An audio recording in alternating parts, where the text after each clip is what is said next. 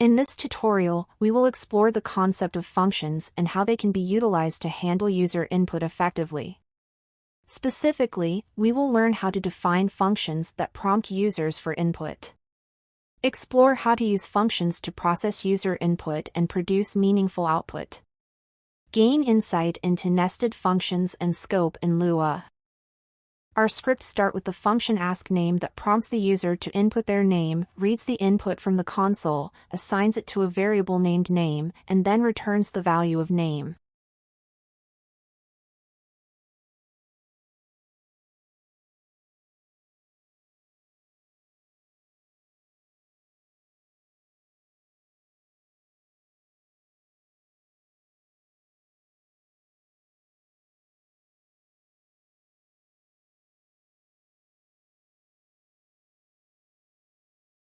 Next, the function checkName takes a parameter name, which represents the user's name.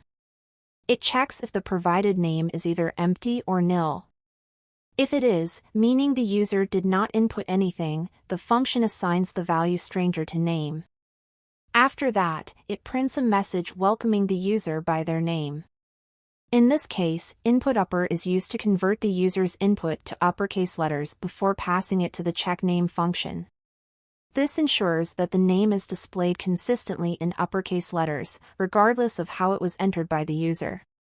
So, when checkName is called with input upper, it receives the user's name in uppercase format, checks if it's empty or nil, assigns stranger if necessary, and prints a greeting message.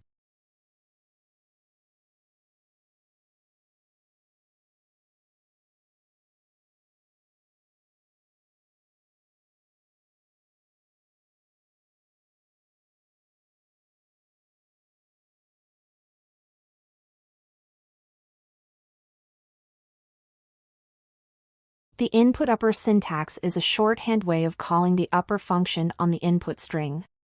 In Lua, this is known as syntactic sugar, which means it's a convenient way of writing code that performs a common operation.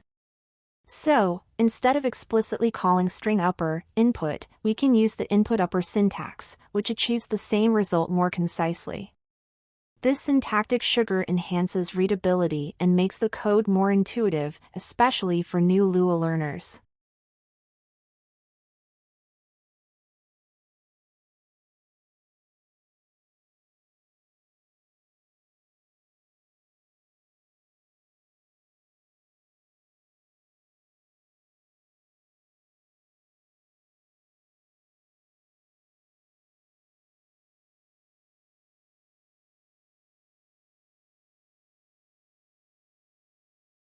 The askAge function prompts the user to input their age and reads the input from the console.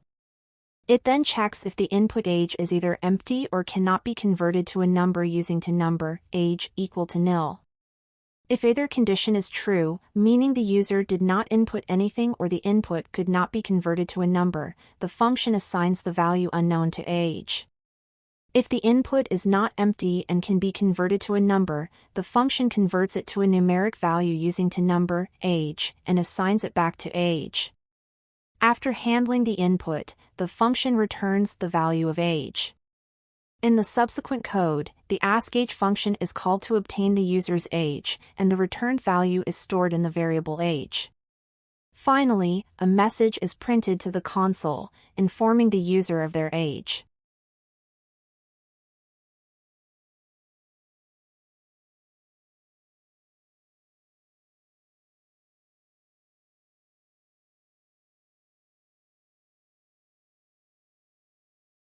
In programming, functions are blocks of code that perform specific tasks. They can accept inputs, process them, and produce outputs. When we use functions with inputs, we are essentially passing data into the function to be processed. Inputs can be provided in various forms, such as parameters passed directly to the function or inputs obtained from external sources like user input. In the provided example, the functions are used to handle user input. These functions prompt the user for information, process the input, validating and formatting, and return the processed data for further use.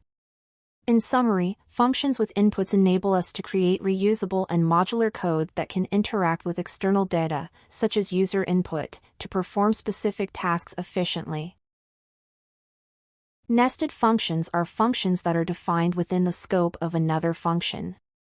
This means that the inner function is enclosed within the outer function and can only be accessed or called from within the outer function.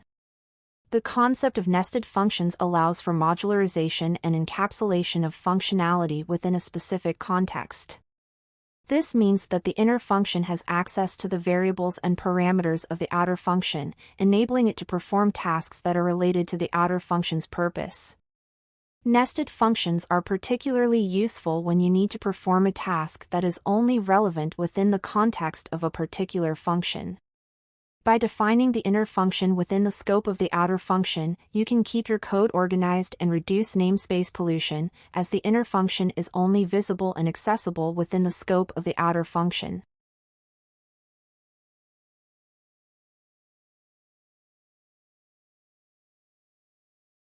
Functions can be declared using the local keyword, which restricts their scope to the block in which they are defined.